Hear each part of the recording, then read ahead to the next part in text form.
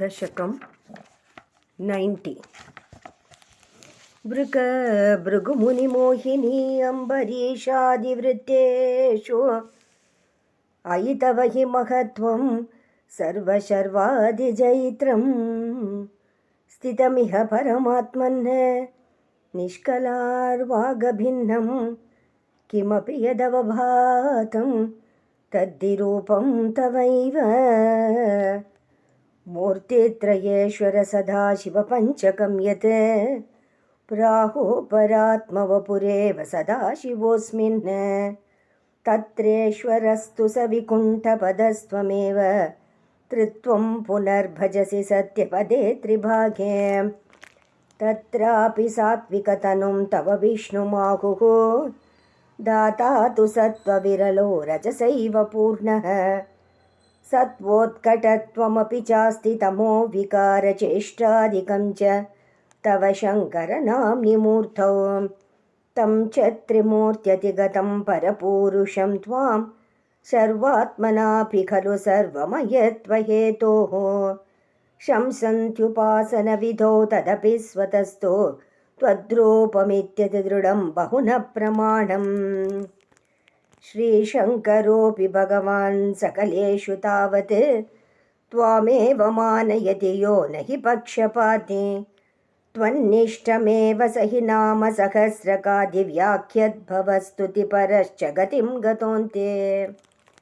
मूर्तित्रयातिगमुवाच च मन्त्रशास्त्रस्यादौ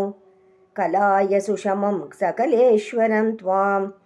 ध्यानं च निष्कळमसौ प्रणवे खलु त्वामेव तत्र सकलं निजगादनान्यं समस्तसारे च पुराणसङ्ग्रहे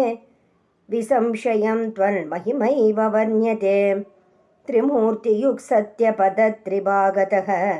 परं पदं ते कथितं न शूलिनः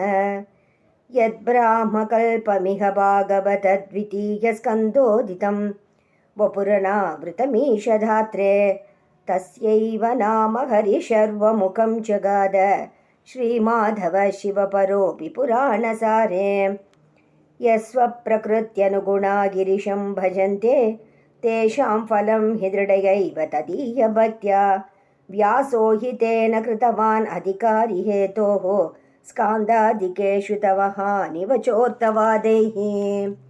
भूतार्थकीर्तिरनुवादविरुद्धवादौ त्रेतार्थवादगतयः खलु रोचनार्थाः स्कान्दादिकेषु बहवोऽत्र विरुद्धवादाः त्वत्तामसत्वपरिभूत्यपुशिक्षणाद्याः यत्किञ्चिदप्यविदुषापि विभो मयोक्तं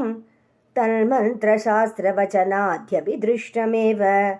व्यासोक्तिसारमयभागवतोपगीतक्लेशान्